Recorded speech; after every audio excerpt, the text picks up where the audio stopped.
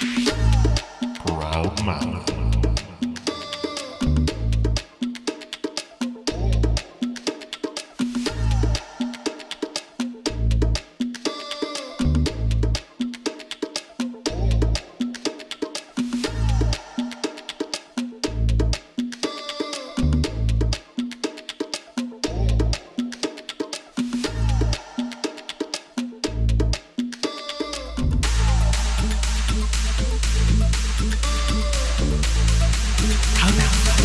Be your own loud. Hello, everybody, and welcome to another Be Your Own Loud live stream. I want to thank all of the people who are watching us all over our different sorts of places. We're on Twitch, LinkedIn, Facebook, YouTube, a couple other places. So hi, everybody. Thanks for joining us. I have a wonderful guest today. Now, remember, the foundation of the show is very, very simple. That ends up being wildly complex. And that's our goal here at Proudmouth, is to help you figure out who you are so that you can rise above the noise and be your own loud. And I had the opportunity to meet Erik through a friend of ours. And I read all of his stuff and I started listening to his Erik Allen show. And I'm an MMA fan, so I started listening to his MMA podcast.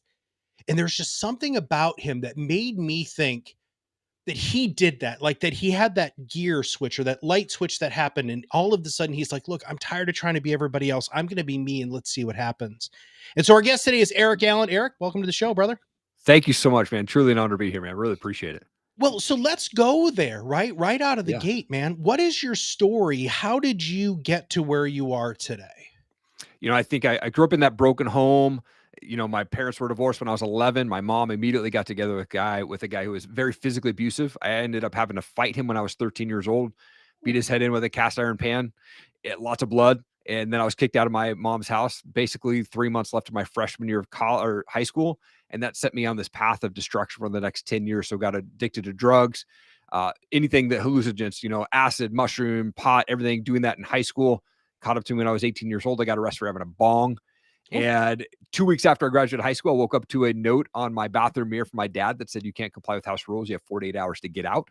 So between 18 and 21, I moved 21 times, basically living off of credit cards. And that caught up to me. By the time I'm 21, I'm $28,000 in debt and had to file bankruptcy.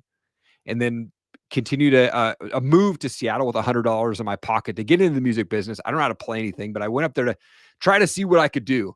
And so I went up there and ended up landing a job with Universal Records and spent a year in the music business with those guys and lived this rock star lifestyle without being a rock star. And so it was going to a 2-year span, went about 175 concerts, pretty crazy. And then my 1-year anniversary got laid off during the Napster days back in then, if people remember that. So I remember that, yeah. Totally killed the music industry. And then in 2004, I was working at Starbucks, depressed, and didn't have any idea what I wanted to do with my life. I'd get off work, go get my 6-pack of beer, go to my ghetto apartment, drink myself to sleep every night. And this girl walked in and said, hey, we've got this cool college age event. Would you be interested in going? And I said, yeah, sure. You know, I'm depressed and, I didn't have any friends and she's really good looking. Absolutely. What time do I need to be there? Right. So I got down there and I think it was God putting a seed in my life at that moment, because there's all these guys that I knew that I hadn't seen in 5, 6, 7 years. And it was like, dude, I haven't seen you forever. And a month later is Easter 2004, managing a band. We went out and played a concert, woke up Easter morning, surrounded by probably 15 of my buddies in my buddy's basement. And I felt God in that moment say, man, you're done. And I decided that in that moment, gave my life to Christ and I quit cold turkey, drugs, drinking cigarettes, everything in that moment.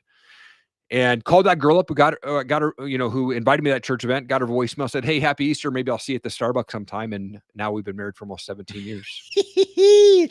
So rock bottom more than once. Yes.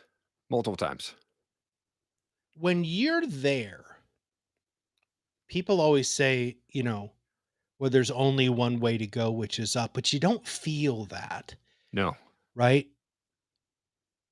Yeah, not at all. I mean, for me, it was definitely like, okay, this is the life that I've been given and I'm just going to live this out until I die. And I thought that my life would never make it to 40. I always thought like, hey, this is the life I'm going to live. I'm going to live this rock star life, live this addiction, live the cycles that were passed down to me and never wanted to get out of it.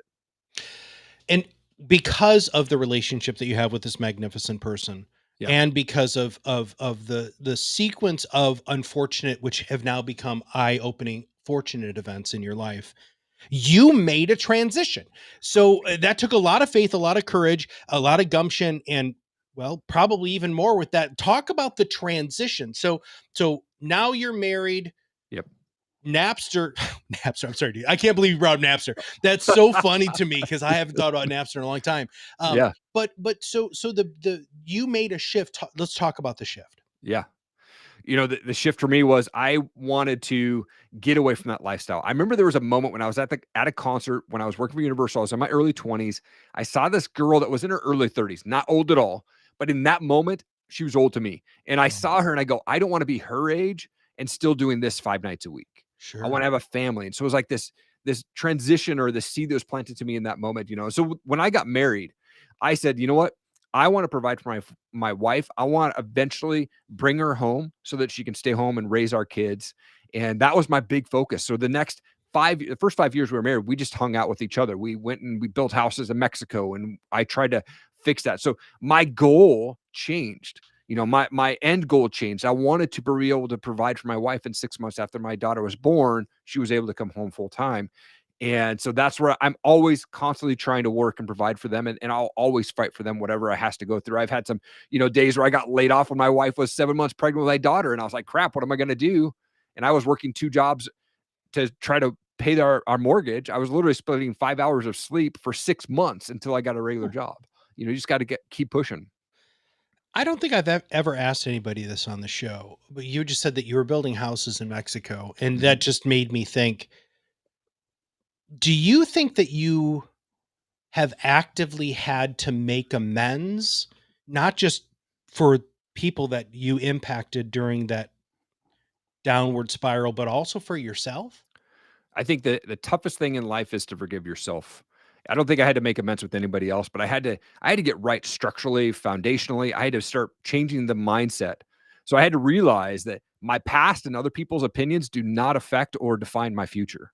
And once I got that in my head, I was like, boom, now I'm on fire. Now I'm going to start changing things. I'm going to start changing the legacy of my family and my kids moving forward. So whatever that is, I just want to give back. Like I think everybody on earth is called to do a purpose. And whatever that is, maybe it's, being a plumber, maybe it's being an electrician, or maybe it's podcasting or speaking. But if we can catch on to what that purpose is and start fighting for it on a daily basis, that's where we can start making success and making big steps and making a bigger impact on the world.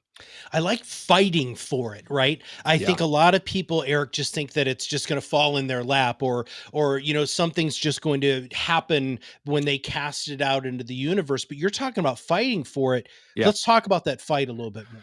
Yeah, I mean, literally, I had to fight for it, right? Like, I had to go into that mentality. But I think here's the thing: is we all are gonna fail. Failure is what makes us stronger. We learn from that. We're all gonna have to fight through something. Part of the concept of my two shows is I ask MMA fighters, why do you want to go get punched in the face? And at the same time, I ask entrepreneurs that same question. Hopefully, not physically, but virtually. We're getting no's, we're getting rejected, we're failing, we're closing businesses because we give up. But why do we keep fighting for that goal?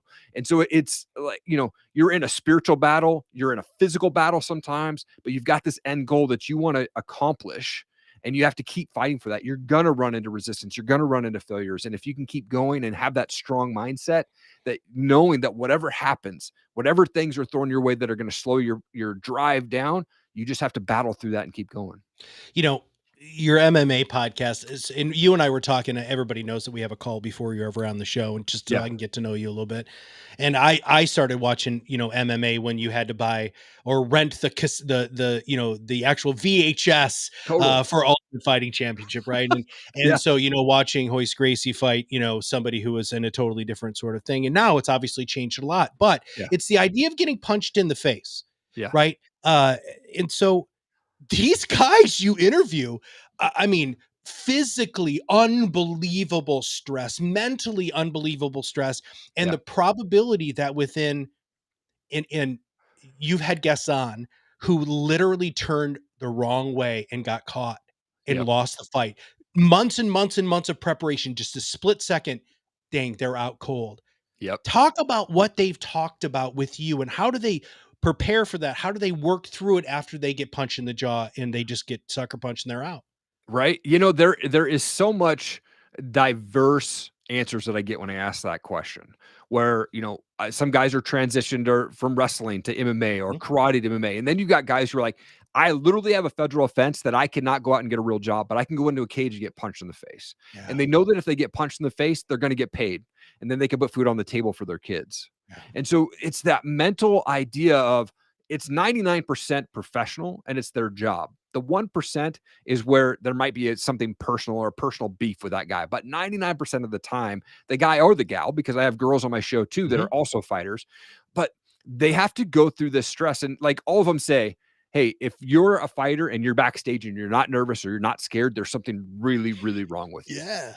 Like they all go through this mental battle. Like some take it differently. Some get really hyped up in the back and they're like, throwing punches, or they're, Mhm. in a mosh pit type, music going on. And then other guys are like sitting chilled, checking Instagram, checking Facebook before they go out. And it really is what I've heard from fighters is the more fights they get into, the calmer they are in the back. Right. So, Yes. okay, we have to Yeah. talk about that from a pregame because that's Yeah. such a huge piece of what we teach in our podcasting Yeah. programs here is you have to mentally prepare because this is a show. When Mhm. they're when they're in the octagon, the ring, wherever they are, it's still a show, Yep. right? It's interesting. So the more fights that they get into, the calmer they are. Yeah. Why do you think that is, man? I think it's practice over time. Like even as podcasters, right? We all suck when we start, and you suck for a Amen, while, brother. right? Yeah. Right. So the more shows you do, you're just going to get better and better. And it goes for the same with fighting. I've seen lots of fights, guys who make debuts and they're knocked out in 10 seconds, and then you see guys who are going in there and they're nervous and you can tell they're shaking, but then they go in there and start getting some fights on their belt and they feel more comfortable. And so I think it is that mentality of like, I know that I'm going in there to either build my record or put food on the table or, pay for my next training camp. Right. Yeah. And so I have to go in there. That's their mentality going in, is they have this end goal, win or lose. They're going in there. They know they're going to get punched. They know they're going to get hurt somehow, hopefully, unless they can knock them out in like 5 seconds. Right. But Right. most of the time they're going in there knowing they're going to get punched, and they just accept that if they lost, it was a learning step for them. Mm. And then they can keep going and they go back to the gym and they hit it up again. So they have to be mentally strong to be able to continue even through the wins and the losses. There's such a bravado with the fighters, and I love the fact that you do an entrepreneurial show too, because Yep. as an entrepreneur, I get punched in the face all the time. Now, Yeah. physically, not thankfully, I work remotely, so Sure. people aren't saying no and punching me in the face. Right. But the fact that we keep getting up to the plate over and over again, and we try our best to fail forward, entrepreneurs have the same sort of chest bumping, bravado that a lot of fighters do, but a lot of people don't know that. When did that switch in your mind, and where did you decide to start doing the Erik Allen show on top of the MMA show? Yeah, I've always been intrigued by entrepreneurship. I was the kid who had the lawn mowing clients at 10 Mhm. years old, and I literally had to push the lawnmower 1 mile uphill. People think I'm joking. I literally had to push it up a hill 1 mile to get to my furthest client. But so I was doing that as a young kid. I always got into like network marketing or side hustle as a kid. What happened was I had my show, the Top MMA show, and then in 2018 I heard a guy online talk, and his name was Ed Milet, and I Oh was yeah. blown away. And I was like, oh my gosh, this guy is speaking to me. This is my dude, like my virtual mentor. I started sponging every show he'd ever put out. I was watching everything and I was taking notes and I'm studying him. And then in 2019, or at the end of 2018, he issued the Max Out Challenge on Instagram to his 1 million followers. You had to Oh, submit a 1-minute story of what drives you for passion. Why do you want to be successful in life? And I submitted that story and I won the Ed Milet Max Out Challenge. It was okay. him that inspired my Erik Allen show. It used to be called the Bearded Biz. It switched to the Erik Allen show. But it was after I won that challenge, I had a phone call with Ed. We went 30 minutes. I released it as episode 12 of my show, and it was life-changing. Huh. It opened up so many doors. And prior to him, I had Sean Whalen. And so I had some other guys that were on my show that were starting to build that up. But just that opportunity to talk with Ed, I don't know if he'll ever know the impact that made on me and for my life forever. What did you say in that minute, dude? I said that I want to fight for my family. I want to break the chains of addiction, abuse, rejection that had afflicted my life. And I wanted to pursue the life that my kids and my wife deserve. We both came from that broken family, and I'm ready to break those chains. I want to leave a different legacy.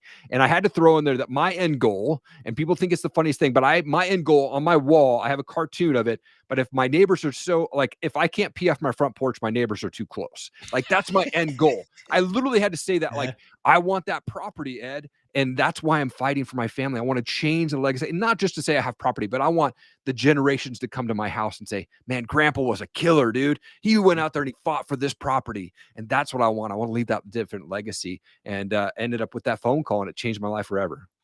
It's amazing how putting yourself out there and being that vulnerable in an invulnerable environment that usually, the sharks are going to eat you alive. Yep. They didn't eat you alive, and they took you as part of their, what is it, a shark group? What is a group of shark called? Man, I have Yeah, I don't know. Shark Tank. That's all I know. Lots of sharks. They're hanging out with each other. But that's awesome. And that's Yeah. absolutely fantastic. Let's talk a little bit about how are you, this might sound like a strange, I've never asked this either. How are you finding guests for your show? Because I want everybody to, first off, please, dear God, listen to the Erik Allen Show. It's unbelievable. It's so much fun. It's so insightful. It gets really raw sometimes, and you'll sit there like, wow, they're really just kind of putting it all out there. How are you finding people? I get asked this all the time, Erik. Where do you find your guests? How are you finding people to be on your show? So I find people on my show that I want to be on, that I want to talk to, right? So I started a podcast because I simply just wanted to have a conversation with someone. And then I was like, holy crap, this is so good. I got to push this out so people can get impacted by it. And so I find guests for my show that I follow on YouTube or Instagram or Facebook. And they're just guys that aren't like, and gals that are just literally world changers. My whole thing is I want to talk with entrepreneurs, world changers, and success-minded people. And how I book those guests is I literally pull out my cell phone and I do a 30-second video to whoever I'm pitching. Ed, what's going on? It's Erik Allen from Coeur d'Alene. I know that you used to have a house out here. You're doing awesome things. I would love to have you on my show. Let's highlight what you got going on. Boom. Thanks. 30-second video. That's it. Don't go over 30 seconds. Instagram Messenger. 99% of my guests have been booked that way. Oh, wow. Instagram Messenger. It's the way to go, man. Wow. And I when I first started, I would type this text and I would copy and just change the name. And then I realized, dude, this is so generic. Everybody's doing the same thing. But if I can do a personalized video to catch their attention right away, then they're going to go. And it's not about me. I want to highlight something they've got going on. So I've got to study them a little bit and understand what they've got going on and bring that up in the video and say, man, let me help highlight what you got going on. And then 9 out of 10 times they're going to come on my show. Whew. All right. I hope my team, for those of you who are watching this, we need to maybe talk about some of those sorts of techniques and make sure that we're bringing those to our clients. Now, okay. now here's the other piece that I get asked a lot, which is, how do you do this for a living? It's a great question. So I do offer sponsorship spots on my podcast. I also offer, people who reach out to me. And it's odd because when I first started podcasting, anybody would reach out and say, hey, can I come on your show? And I'd be like, yeah, no problem. And then I realized that I was doing all the work and I was giving them free marketing and I wasn't doing anything about it. So now what I do is if people reach out to me and they're like, dude, I want to be on your show. Awesome. I've got a wait list of people that I want on my show. If you want to jump the line, I'm going to charge you a fee to jump the line. So I do charge some people to come on my show. If they reach out to me inbound, I'm going to charge them a fee to take up my time and put out their show. If it's a good fit, if it's just like some weird, crazy show or person that wants to be on my show, I'm not going to do it. Yeah. But if it's a good fit, that's how I monetize it, right? So through ads, affiliate links, and through charging people to be on my show. And now you've got some new stuff coming out. And in fact, one of the things that I saw in one of your profiles as I was preparing for the show today was that people can hire you for other stuff too. Let's break this down, because here's the deal, Erik, because people say to me all the time, Matt, how in God's name can you make money with a podcast? And we, of course, have 9 podcast growth tactics, and we take all of our clients through ways to not monetize like you have necessarily by ad space, because most of our clients are business owners. Yeah. But they still make money. In fact, I just had a message from a guy who said he made he had a $500,000 transaction from 3 of his podcasts, right? Wow. It's because of the way that he's utilizing it. Right now, Yep. he's not a professional podcaster. He has a business. How do you make that transition, or how are you planning on making that transition from this kick-ass brand that you've created, right? How are you going to continue to monetize that? I think we're going to continue to do ads. I'm not a big fan of like just filling up my podcast with ads, but I like to have one or two in there to highlight businesses. But what I'll do is uh, begin to really put my own sales and offers into that, right? And so I do that, but I also do voiceover. And so people will hire me to do voiceover over motivational videos. People will hire me to do brand product videos, box openings, reviews, things like that. Mm. And typically beard companies, but sometimes it's odd things. Like I had somebody send me a humongous adult sized bouncy ball that I had to sit on. You know, he said, "Hey, I'll pay you to do this." All right, cool. They're Done. going to send me the Yeah. product. They're going to pay me to take a picture, right? So that's what I do. Is I do voiceover. I do public speaking. I like to be able to do voiceover and then get into just the mindset of working with other brands. I love working with brands. So if they send me their product, then I'm going to do a video and then send that back to them. And 21, 25 plus 5-star reviews on the deals that I do. And so I love doing it. Yeah. And you got a great voice. So Thank so you. this is and I hate this analogy because Yeah. it's just terrible. It's the out of the box thinking. You started podcasting, you realize that you've got a great setup there, you got a good voice, you know how to communicate and really get people auditorially excited, or even I gotta watch that video of you bounce on the ball, dude. That's awesome. But I love that. And the fact that some of the people who are talking to you look at you and say, dude, I want that guy to rep my product, right? Yeah. And so, and I know that you know this, but man, beard industry is pretty freaking like lucrative. Totally. In fact, we've got a place here in town that takes hops from all, because I live in Kalamazoo, Michigan. So one of the Yeah. largest microbrewing areas in the United States. In fact, we have the #1 microbrewery in the world in my Wow. hometown, Bell's Wow. Brewery. And so they take the hops and they squeeze the rest of the oil out of it and turn it into beard oil. And they were on Oprah, right? And so you Come just on. think about that. Think about how you can use your voice. Everybody who's listening to this probably has something that they know a halfway decent amount about. Yeah. And in fact, so to show you how little I know about the world, my team just messaged me. A group of sharks is called a gam, a herd, a frenzy, a school, or a shiver.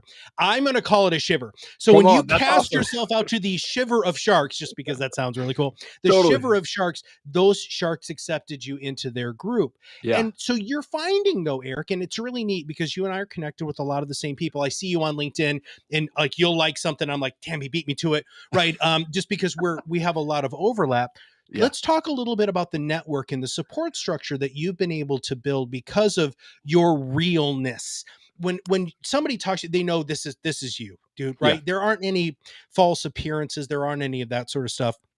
How are you utilizing this wonderful network of fellow humans who've given themselves the gift of being themselves to your advantage and to the advantage of getting your voice out?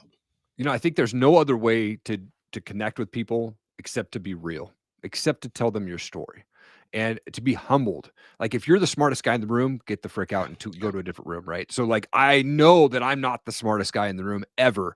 I went to an event in California recently called Prosperity Camp. There was 50 millionaires there, 50 people there. 49 of them were millionaires. I was Whew. the one, right? I was the one. Right. Yeah. So I went to this thing and I probably took 50 pages of notes. Right. So you've got to be real though with them. And, I'm the guy who like bankrupt, jail. I drove a Geo Metro for 2 years because I couldn't afford another car. I literally got pulled over for speeding in my Geo Metro. Like I came from the craziness, but if I can be real with folks and just say, man, this is where I came from, but this is what I want. I want to change the legacy of my family.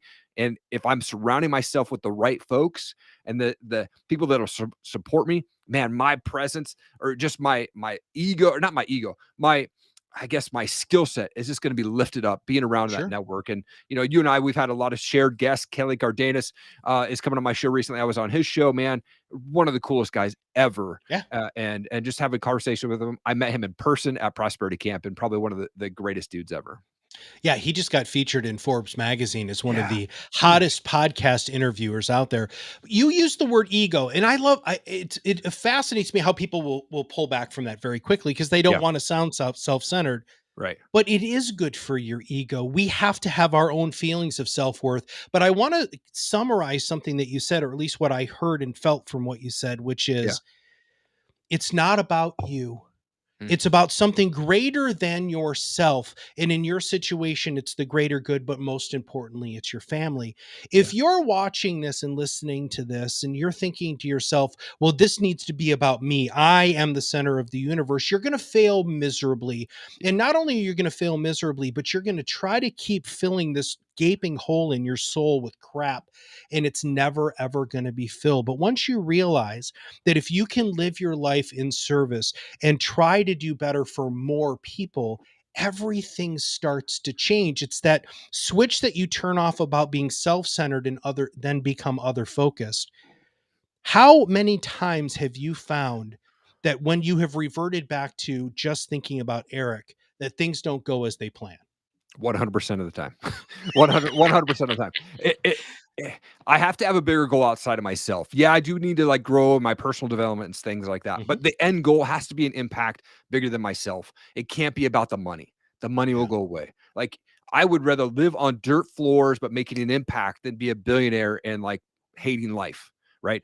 One of the quotes that I have on my vision wall, I created an entire wall of my office to a vision wall. It says, by doing what you love, you inspire and awaken the hearts of others. And Zig Mhm. Ziglar said that, man. And that quote I say every day out loud. And man, if I can get up and make someone else get inspired to do their passion, that's a big thing that I want to do. I want to be able to like fire people up and go, man, you don't have to live that cycle that you've been in your whole life. You can break it and go do whatever you want, whenever you want.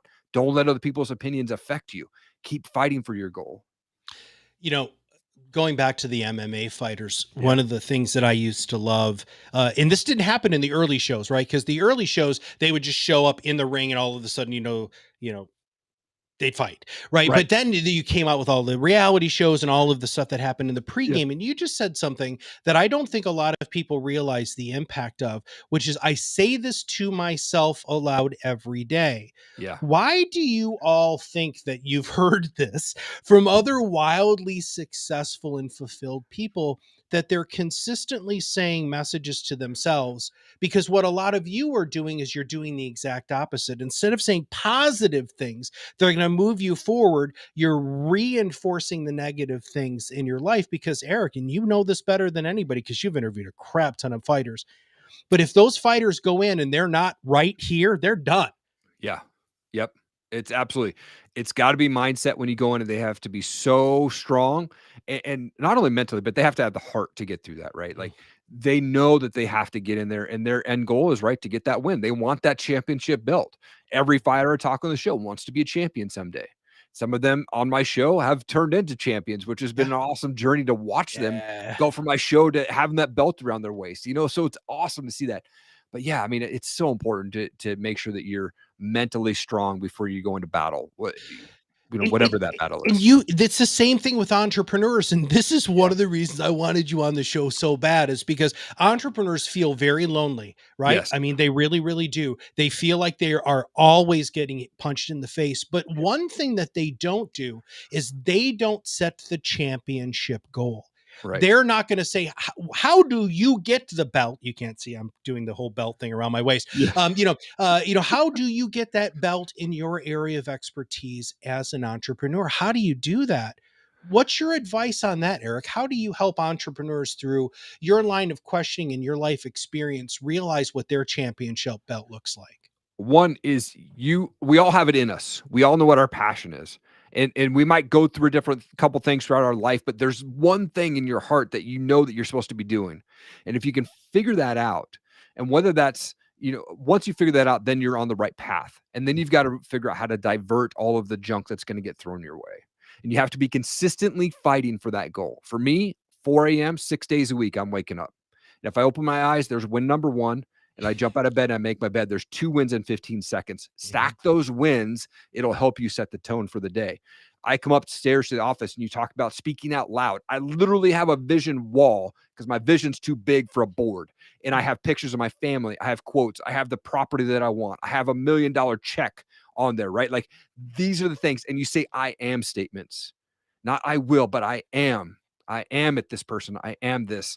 And I read through those quotes on a daily basis and I read through those affirmations. And then I sit down in prayer and I just say, man, these are the things that I'm grateful for and thank you for. And I go through that on a daily basis. It's a non-negotiable. When I'm traveling, I have a photo of my vision board. Oh, Like that stuff has to stay with you always. And it has to be staying on your goal. And you continue to do that, you're going to hit those goals. it's focus. It's Focus. focus. It's Absolutely. intention. It's repetition. Yep. You know, I say this a lot, and you just made me think about it differently, Eric, because I bring up Michael Jordan often, and there's a lot of people who don't realize that, he was really amazing and that he took, shots and practiced every single solitary day. Yeah. And but that practice, can you guys imagine if you practiced? So if you were a carpenter, let's just go like if you were a carpenter, Yeah. when's the last time you practiced swinging your hammer? When was the last time that you practiced Yep. measuring things, that you practiced cutting things, that you practiced building something in order for you to really, iron sharpened iron? A lot of us we just don't think about this. This is what we do. So therefore we don't need to practice.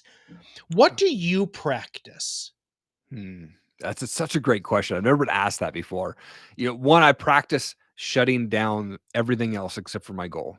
And that's part of my morning process is I have to be quiet. Like I have worship music playing, but in that music, that allows me to close my eyes and think, man, this is what I'm going for. This is my end goal. And the reason I wake up that early is because my family is sleeping and I know that I'm not going to get interrupted. So I wake up in that time. It's a time for me to just draw close.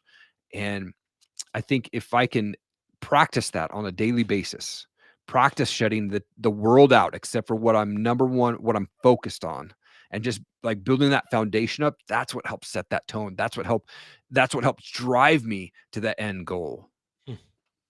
What should I have asked you that I didn't? Huh.